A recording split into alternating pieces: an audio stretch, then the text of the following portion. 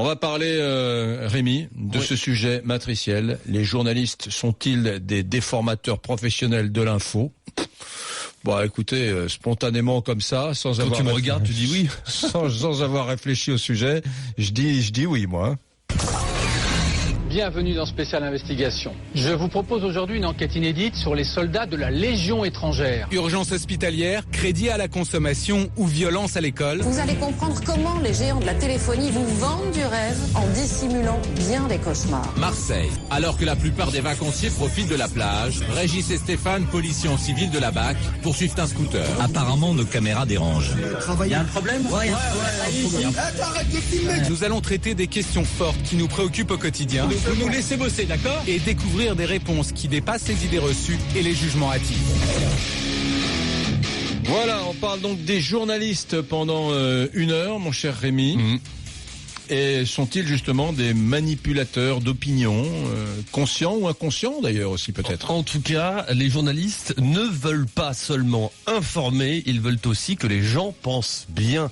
C'est l'idée défendue par Ingrid Riocreux dans son livre La langue des médias. Elle explique que les journalistes ne cessent de reproduire des tournures de phrases et des termes qui impliquent un jugement éthique sur les événements. Exemple, un clandestin, on préférera employer le mot migrant, par exemple, jugement de valeur, d'après Ingrid Riocreux, qui contribue à répandre nombre de préjugés. Autre travers, parmi, il y en a d'autres. Dans la plupart des médias, on retrouve les mêmes mots utilisés par différents journalistes. Les mêmes mots, tout simplement parce que la plupart des articles ont comme source une dépêche AFP que l'on a copiée.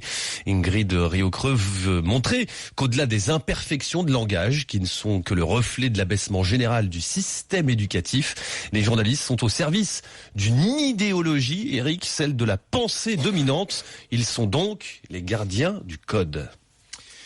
Ingrid Riocreux, bonjour. Bonjour. Merci d'être avec nous.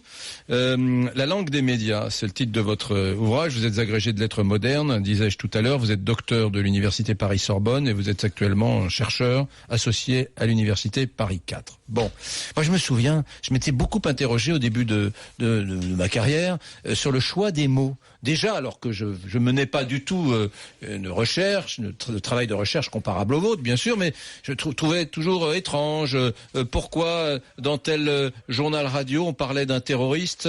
Je parle d'affaires en Palestine, par exemple, il y a quelques années, ou bien en Israël. Puis sur une autre radio, on disait Moudjahidine. Voilà, je me disais tiens, c'est curieux. Et puis des enfants tués pouvaient être d'un côté des colons juifs, et quand c'était dans le camp d'en face, ça n'était pas aussi dépréciateur. Donc dans le choix des mots qu'utilisent les journalistes quand ils font un journal télévisé, quand ils écrivent un article, il y a déjà une dimension presque, je dirais pas militante, mais oui, un peu partisane, non ?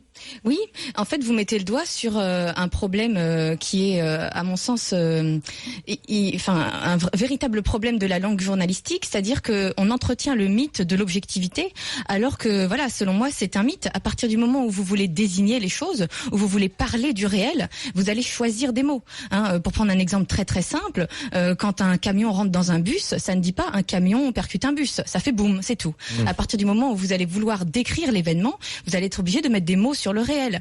Vous allez dire voilà, un camion percute un bus. Bon bah là, vous mettez la responsabilité du côté du camion. Puis quand vous dites un camion percute un bus, vous parlez uniquement du moyen de transport. Vous ne parlez pas de la personne qui conduit le camion. Vous voyez. Alors après, vous allez pouvoir entrer dans ce genre de détails, faire un article bien larmoyant sur les familles des victimes et tout. Donc en fait, la manière de parler du réel, c'est un enrobage. Les événements ne parlent pas tout seuls. C'est vraiment, ça a l'air tout bête de dire ça comme ça, mais ce qui m'a frappé moi, c'est à quel point quand on écoute la radio, on ose encore nous dire que non, les journalistes en fait, ils sont une espèce de vitre transparente, ils sont au service de l'actualité, ils ne jugent pas.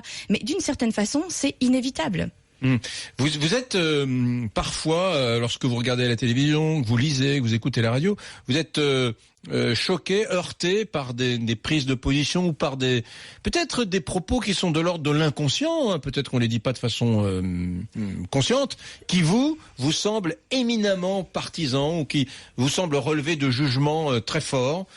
Ça vous arrive d'être choqué, heurté ? Oui. Donnez-moi des exemples. En fait, moi, je me suis surtout intéressée aux petits détails, parce que c'est ça le problème, en fait. C'est,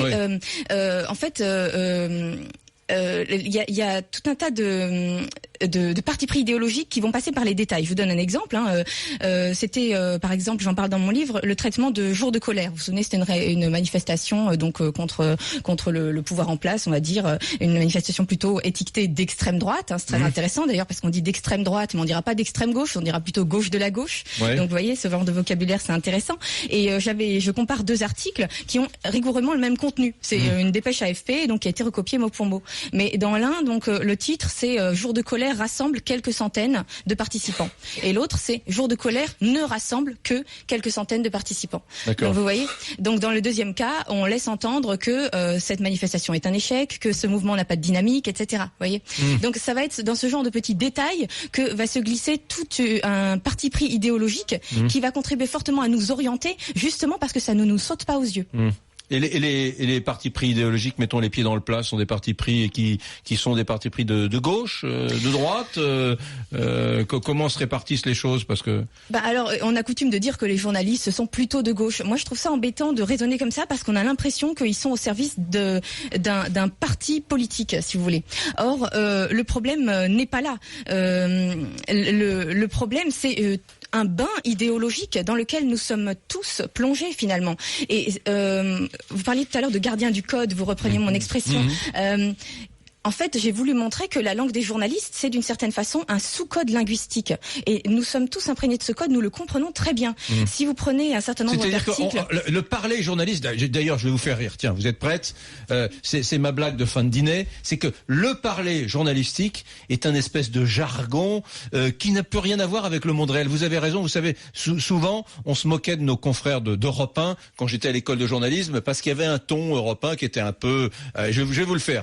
Une association qui revendique clairement ses droits et qui s'affirme aujourd'hui comme l'ultime dépositaire d'une tradition à jamais révolue. Vous voyez, ce truc chantant qui était ridicule, alors maintenant on l'a plus, mais voilà, c'est-à-dire que dans la vie on dit jamais, tu vas passer, prendre ton cartable et puis tu vas le mettre sur ton dos, tu iras attendre ton bus pour aller à l'école. Mais on parle pas comme ça à ses enfants. Ouais, mais il y a un parler journaliste. Ouais. D'ailleurs, vous avez vu le premier chapitre de mon livre, je reviens sur effectivement la manière de scander les phrases, le phrasé, l'intonation, la manière de prononcer les mots. C'est totalement con. Et qu'est-ce que ça contribue à faire? Ça contribue à nous montrer qu'on a affaire à une sorte de sociolecte, c'est-à-dire un parler propre à une communauté qui est soudée par les mêmes idées. L'autre jour, je croisais Daniel Piccoli à un salon du livre et il me disait, je vais te dire pourquoi j'aime RMC, parce que RMC, vous êtes sans filtre.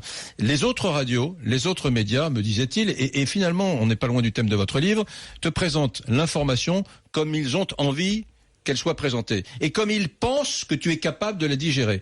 Voilà.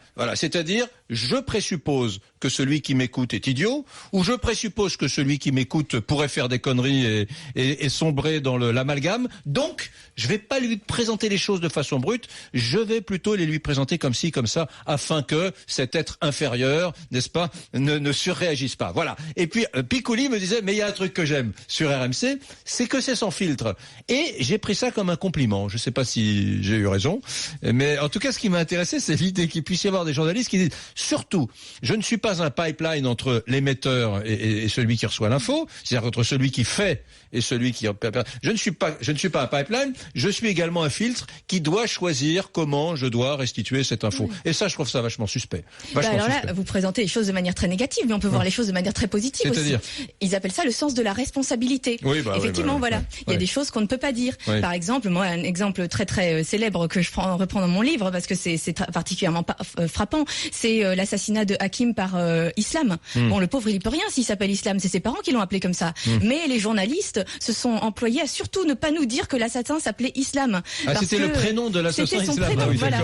C'était en 2010, je crois. Voilà. Et donc, vous voyez, le sens de la responsabilité fait qu'on va dissimuler cette information. Alors que si vous voulez, en elle-même, elle n'a pas de sens, elle a le sens qu'on va lui donner. Et qu'est-ce qui se passe en fait? C'est que quand les grands médias dissimulent cette information, en face, vous avez tous les médias alternatifs qui vont se dire nous on va apparaître comme ceux qui donnent la vérité aux gens, et donc ils font plein d'articles sur internet disant voilà, on vous le cache, mais en fait l'assassin s'appelle Islam. Et donc cette information qui en elle-même n'a pas de sens particulier, voilà, elle va prendre une dimension énorme parce qu'elle est dissimulée. Donc vous voyez, ce sens de la responsabilité, il est totalement pervers en fait. C'est Ingrid Riocreux, mesdames, messieurs, elle publie La langue des médias, elle est universitaire et elle a beaucoup réfléchi à la façon dont les journalistes nous parlent et nous informent. Allez, j'aimerais qu'on vote, je me tourne vers la douce Fanny pour qu'elle plante le décor du Brunet Maîtrise. Ce qui est bien, c'est que vous votez déjà en plus. Pour toi Eric, trop de journalistes déforment encore l'information.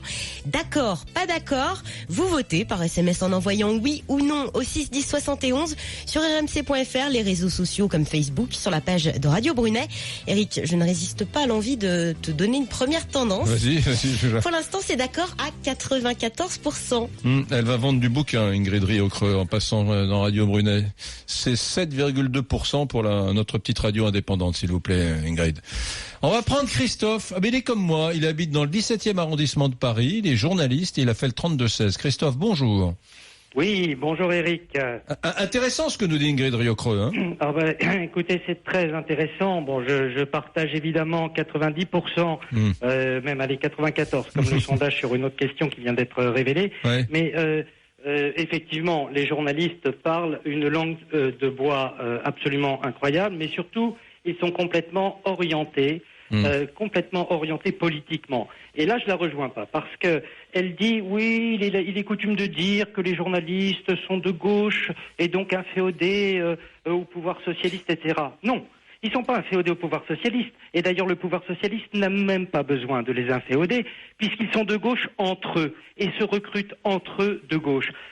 Eric, ne me contredisez pas. Vous avez écrit vous-même un livre auquel je souscris il y a une dizaine d'années, auquel je souscris, mais être de droite, un tabou français. Voilà, exactement. Non, mais moi, attendez, mais vous dites à juste titre, 80% des journalistes sont de gauche. Je suis moi-même ancien journaliste. Pourquoi ancien Alors que je présentais le journal sur le réseau France 3 que vous connaissez, le réseau régional de France 3 que vous connaissez, parce que, étant plutôt sarkozyste, plutôt qu'Hollande, j'ai été débarqué en septembre 2012, Manu Militari, terminé. Voilà. Mais moi, mais c'est un vrai problème. Ce que vous dites à propos des journalistes de gauche, ce livre que je l'ai être de droite, un tabou français, je l'ai écrit en 2006. Des sondages, je me souviens, il y avait eu un sondage qui avait été publié dans Marianne, qui disait que pour l'élection présidentielle de 2002, 6% seulement des journalistes, dans un sondage Ipsos, avaient dit je voterai Chirac. 6%. Oui, voilà. Et au deuxième tour. Pardon, Eric. En 2012, moi j'ai moins la parole que vous, et je l'ai plus du tout depuis 2012. Alors je m'exprime. Depuis. Vous êtes qui, Christophe? Vous êtes qui, Christophe? Vous voulez le dire ou pas? Oui, Christophe Bardi. J'ai 46 ans. J'ai travaillé sur TF1, sur France 3, sur M6, et à chaque fois, j'ai été confronté, sans être pourtant un va-t-en-guerre, sans être un militant dans mon métier, parce qu'il n'y a pas à le faire. Mais quand vous avez en face de vous, en clair, que vous êtes le seul à ne pas penser comme les autres, c'est-à-dire à ne pas être de gauche, forcément vous en prenez plein la gueule. Moi, à l'école de journalisme, on est 32 élèves. Je suis le mec de droite de service, alors que j'ai jamais voté, j'ai jamais collé une affiche de ma vie. Voilà, j'ai plutôt des idées à droite, mais je suis pas militant. Mais à l'époque, je suis le mec de droite de service. Alors que tous les autres, pratiquement, sont encartés dans des partis, pas tous, mais une grande majorité. Mais pour autant, et Christophe, pour autant, c'était mes amis. Mais je me disais, on a pris des verres ensemble. Arithmétiquement, comment c'est possible? Moi, je suis sur la même longueur d'onde que vous, Eric. Moi, j'aime bien me batailler, etc. Mais au final, on paye l'addition. Alors peut-être pas vous, peut-être êtes-vous plus malin que moi. Sûrement. Christophe, je vous assure qu'un jour je la paierai. Franchement, je la paierai. Mais oui, mais on la paye tous à un moment ou à un autre. Moi, je suis fils de journaliste. Vous voyez, les chiens font des chiens, on va dire, qui était journaliste à l'agence France Presse. En 81, quand la gauche est arrivée, parce qu'il était plutôt chiracien, sans jamais avoir milité, jamais collé. Ah mais attendez, c'est pas votre papa qui a fait un livre sur De Gaulle? Pardon ? C'est pas, il y a un Bardi qui a fait un livre sur De Gaulle. Exactement, oui, c'est lui. Oui, mon père maintenant a 71 ans, donc on n'est plus en 81. Mais très bon bouquin, très bon bouquin. Ouais. Et oui, les gaullistes, bon voilà, c'est sa génération. Bon, moi ça me parle, mais ça me parle forcément moins que lui. Mais enfin, bon bref, on reste dans cette veine. Non, mais attendez, il faut revenir au débat. il y a un énorme problème médiatique aujourd'hui. 95% des journalistes, des animateurs, des chroniqueurs, des soi-disant humoristes, les Guillon et autres, les fils Bedos et autres, sont de gauche. Et ne sont pas là ni pour informer, ni pour faire rire, pour les premiers et les seconds, mais pour militer. Pourquoi Juppé, on en vient au débat d'aujourd'hui, pourquoi Juppé est la coqueluche aujourd'hui des médias à droite? Parce que cette gauche qui a forcé le peuple français à être contre Sarkozy, à avoir même de la haine contre lui. On peut ne pas aimer Sarkozy, mais la haine qui a été déclenchée durant 5 ans contre lui est scandaleuse. Et pas à la hauteur de ce qu'il a été. Ou en tout cas, beaucoup plus à la hauteur que lui n'a été. Mais vous savez, moi Christophe, il y a de telles crispations sur le sujet que moi j'ai arrêté vous savez que j'avais fait un bouquin en 2007 dans lequel je défendais le bilan de Sarkozy. Bon, voilà, c'est tout. Maintenant, je suis pas marié avec lui et j'ai le droit d'en dire du mal et je m'en prive pas parfois. Mais j'admets une chose. Mais je suis pas Sarkozy dollar. Mais moi non plus, on s'en fout d'ailleurs. Mais ce qui est étonnant, c'est que il y a eu des trucs, il y a eu des choses tout à fait irrationnelles qui touchaient Sarkozy. Faire tourner en boucle dans les médias le Fouquet pendant 5 ans, parce qu'il est passé boire un Perrier pendant une demi-heure dans ce putain de restaurant des Champs-Élysées, qui est un restaurant au tout venant, alors que Hollande, lui, se tape la cloche chez Laurent, dans les plus grands restaurants, va à la Lanterne. Qui sont des vrais restaurants chers. Attendez, Christophe, le mieux, c'est Hollande, après chaque réunion à Solferino, et puis après, quand il a été à l'Élysée, c'était la Maison de l'Amérique latine, sur le très élégant boulevard Saint-Germain, où aucun journaliste n'a jamais rien dit. Et en revanche, le Fouquet, sous n'importe quel pecno, peut aller boire un café. On a emmerdé ce pauvre Sarkozy, alors que, bien sûr, Hollande va toujours dans des restaurants plus sophistiqués, plus feutrés, plus chers, et infiniment plus élégants que ce Fouquet, qui est juste un truc pour touristes qui déambulent sur les Champs-Élysées. Bon, bref, qu'est-ce que vous voulez? C'est comme ça. Attendez, vous restez avec moi, Christophe, je vous l'annonce. Vous restez là parce qu'il est 14h25. Putain, moi j'ai toujours cette petite traîne de grippounette cette saison. Bon, Ingrid Riocreux est mon invitée. Elle souhaite réagir. Elle va réagir sur ce qu'a dit Christophe. Quelque chose à me dire, mon Rémi? Non. Mais je suis concerné, donc j'écoute attentivement tout ça. On va peut-être parler aussi. On en parlera peut-être tout à l'heure aussi du formatage dans les écoles de journalisme. On nous apprend à parler d'une certaine manière. Est-ce que les journalistes sont toujours de gauche, comme le dit Christophe, et comme j'aurais tendance à le penser? Réponse de Ingrid Riocreux, sa perception dans une seconde. RMC, liberté, égalité. Radio Brunet. RMC, 13h-15h, c'est Radio Brunet. Éric Brunet. Il est 13h30, mesdames, messieurs, vous écoutez Radio Brunet. Trop de journalistes déforment encore l'information. C'est l'idée que défend Ingrid Riocreux, qui publie La langue des médias aux éditions L'Artilleur. Fanny, est-ce que ça vote? Et est-ce que tu nous dis comment on vote? Oui, tu nous l'as dit déjà. Bien sûr, oui, rmc.fr par SMS en envoyant oui ou non au 61071, Facebook, Twitter. Et pour l'instant, vous nous dites d'accord à 96%. Vous continuez de voter. Alors, Ingrid Riocreux, c'est vrai que une immense majorité de ceux qui nous écoutent, je le sais parce que on a déjà abordé ce sujet, pensent qu'une majorité de journalistes ont le cœur à gauche, mais enfin qu'ils aient le cœur à gauche, c'est pas important, mais donnent une orientation et une inflexion à l'ordonnancement, au choix des reportages et même à la façon dont ils commentent l'actualité. Est-ce que vous, qui avez un regard critique sur les médias, est-ce que c'est une réalité que vous avez perçue? C'est compliqué parce que ça renvoie aussi à des questionnements du genre est-ce qu'il y a encore une différence entre la droite et la gauche aujourd'hui en France? Voilà, c'est pour ça que moi j'ai essayé de pas rentrer dans ce genre de problématique. De même que parfois on me dit oui, mais en fait le problème c'est le financement de la presse. Ils disent tous la même chose parce qu'ils sont tous dans le même groupe de presse, etc. Vous écoutez les mots MOTS des journalistes. Donc le financement, on s'en fout. Vous écoutez les mots. Ça pourrait influer dessus sur le choix des mots, évidemment, évidemment, parce que la forme dicte la compréhension du fond, si vous voulez. Mais moi j'ai essayé vraiment de laisser ça de côté. De pas m'intéresser à l'orientation de ce que je lisais et de vraiment de prendre les mots et de dire tiens, telle expression revient toujours pour parler de telle chose et on l'emploie pas pour parler de telle autre. Je vais vous prendre un exemple. Prenons par exemple l'élection américaine en ce moment, là, Trump versus Clinton. On dira que Trump balance des boules puantes. Par contre, vous pouvez chercher, Clinton, elle balance pas de boules puantes. Oui. Elle dégaine des accusations. Voilà.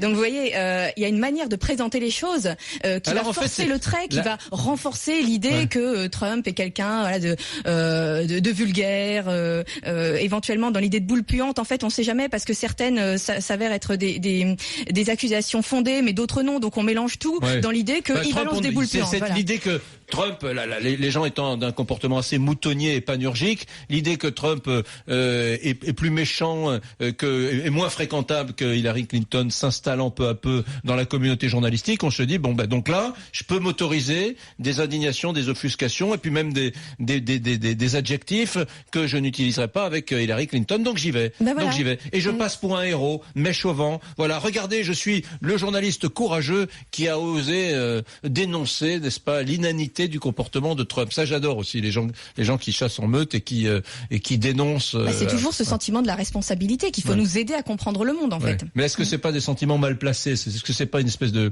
vertu mal dosée, ça? Absolument. Et puis, comme je le disais tout à l'heure, c'est tout à fait pervers parce qu'aujourd'hui, il y a très nettement dans l'opinion, et ça se comprend, une forme d'allergie à ce comportement des médias. Il y a peu d'iconoclastes. Finalement, on se rend compte que les médias sont dans une grégarité qui est confondante. Il n'y a pas d'iconoclastes. Mais si, il y en a quelques-uns. C'est ce qu'on appelle les polémistes.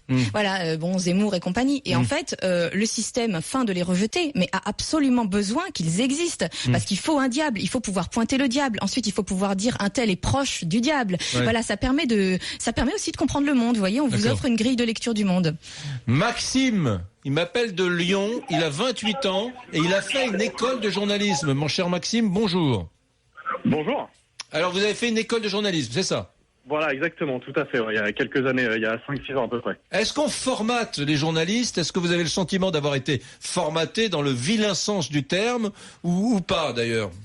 Alors, c'est pas forcément dans le vilain sens du terme, c'est-à-dire que il y a un truc qu'on vous dit toujours, c'est être objectif. À mon sens, c'est pas possible d'être objectif.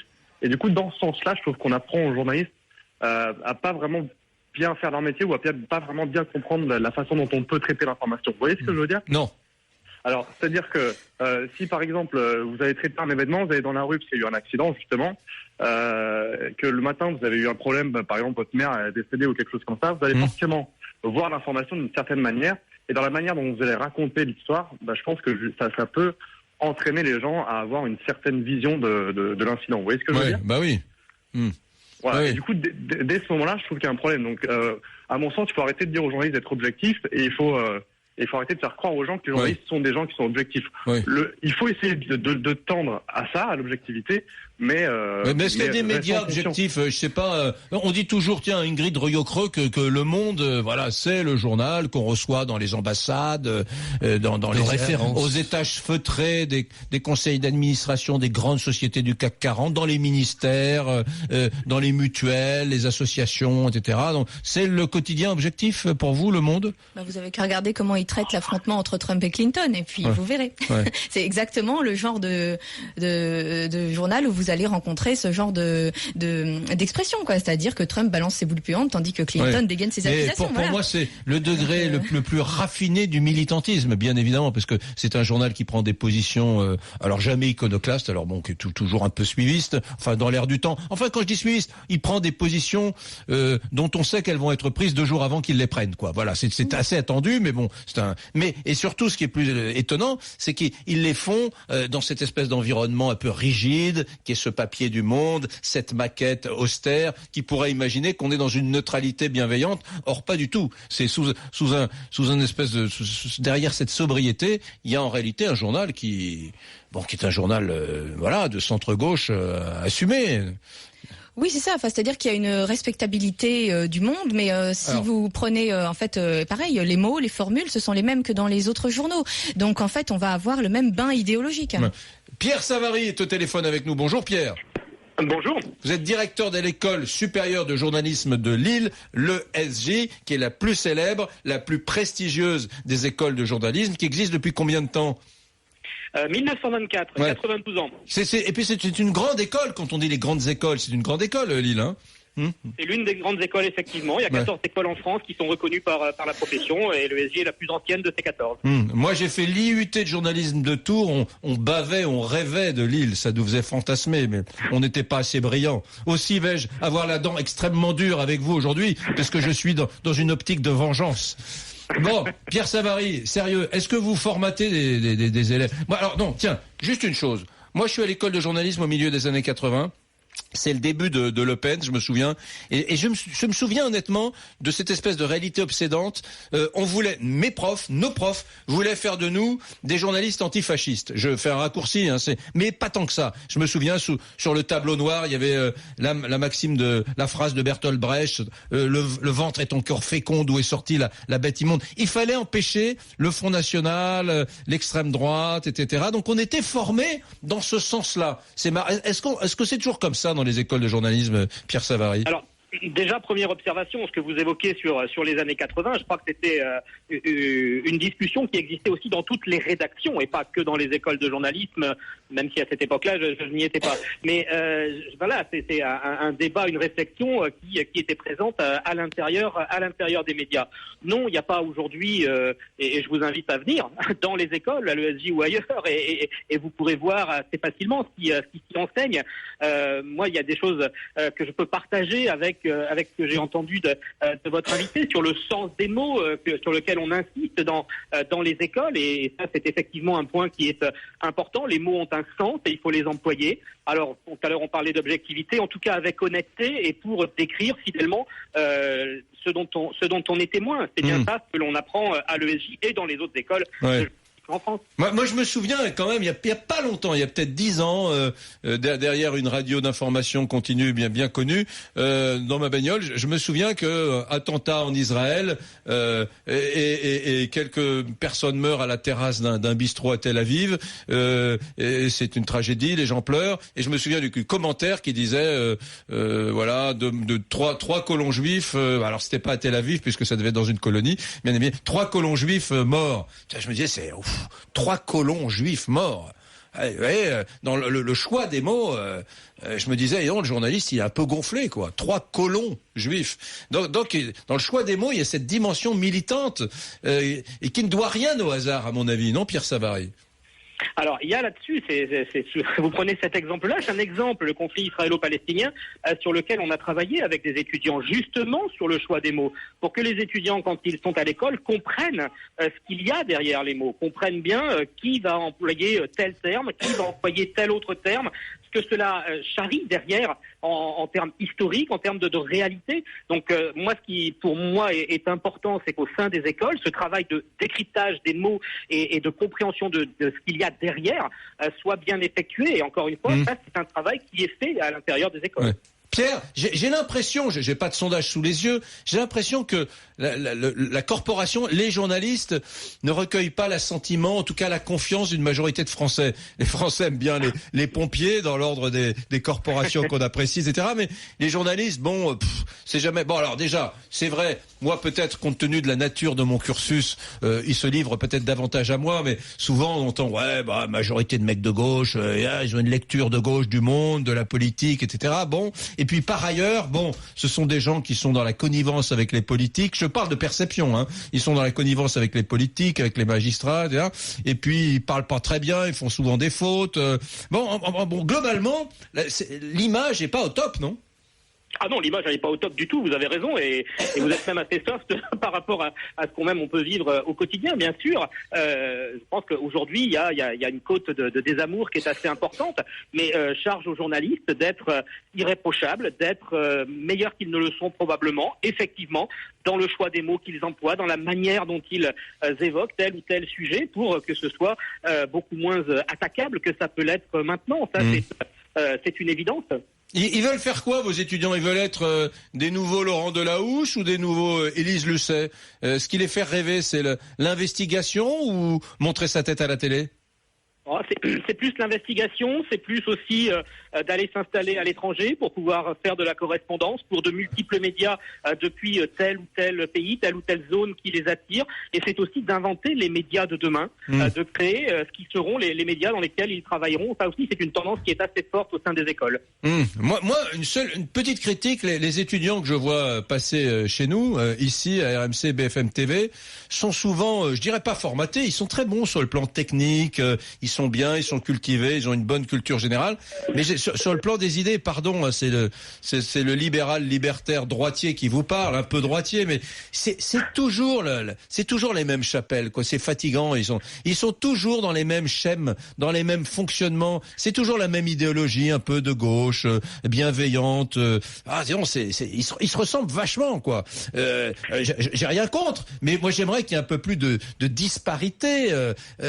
C'est toujours, grosso modo, voilà, ils sont sur la ligne ils sont entre Libération et Le Monde, là. Vous voyez?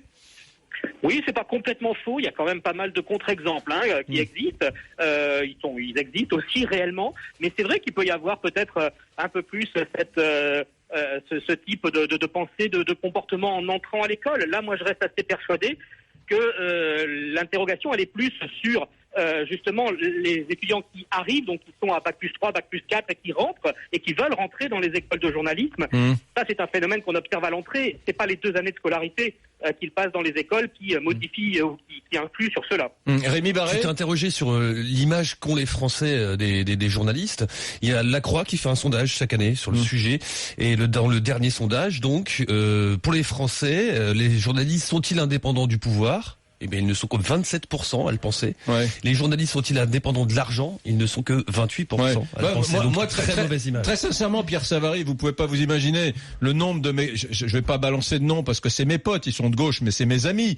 Mais le nombre de copains qui tutoient tout le gouvernement, tous les ministres de gauche, qui tutoient tous les socialos, longs comme le bras, et qui, on voit bien, ne connaissent pas si bien les gens de droite qu'ils vous voient, etc. Alors, c'est rien du tout, c'est une petite indication maigrelette que je vous donne, mais ça témoigne du fait que il y a des vraies empathies. Même chose avec les magistrats. Il y a énormément de non-dits en réalité. Il arrive à la gare, Pierre Savary, on va bientôt le perdre. L'île Flandre. On va lui faire rater son train, Pierre Savary, le directeur de l'école supérieure de journalisme de Lille. Mais c'est vrai que les journalistes, ils sont quand même très proches des magistrats. Je dis pas que pour autant il y a conflit d'intérêts. Je dis pas que pour autant ils sont des courroies de transmission de la pensée de gauche. J'irai jamais jusque là, et c'est pas vrai parce que j'ai confiance dans les hommes et dans les femmes. Mais pour autant, bon sang, qu'est-ce qu'il y a comme système de connivence, de proximité entre les magistrats, les élus de gauche et les journaleux? Mon Dieu, Pierre. Oui, mais c'est pas à l'école qu'ils apprennent ça. Non, je sais bien. C'est pas à l'école qu'ils apprennent ça, je ne pense pas. Vous avez raison. Bon, en tout cas, bravo. Moi, je suis très fier qu'en France, nous ayons l'ESJ, parce que les rares étudiants qu'on voit chez nous débarquer de l'ESJ, je peux vous dire qu'ils sont... Il y en a des bons. Ils sont sérieusement cortiqués, les pépères. Merci, Pierre Savary. Au revoir. Eh oui, l'ESJ, mais qu'est-ce que vous voulez, mesdames, messieurs? C'est l'ENA du journalisme. Non, l'exemple est mal choisi. C'est pas l'ENA c'est le HEC du journalisme. On supprime l'ESJ? C'est le Polytechnique du journalisme. Bon, Ingrid Riocreux, merci d'avoir fait ce livre. Aujourd'hui, vous estimez que les médias qui reproduisent le plus comme ça, ces comportements un peu caricaturaux que vous dénoncez, c'est quoi? C'est les radios? C'est la télévision? C'est la presse écrite? Je crois que le pire, ce sont les chaînes d'information continue. Parce qu'il y a en plus cette espèce de mythe de l'immédiateté, donc de l'absence de médias, qui donne l'impression qu'on est en contact direct avec l'événement, et ça, c'est très trompeur. Merci Ingrid Riocreux. La langue des médias, c'est bien que nous-mêmes, journalistes, gens de médias, nous critiquions les uns les autres. C'est pour ça qu'il est vertueux qu'une Ingrid Riocreux vienne chez nous pour nous parler de son travail.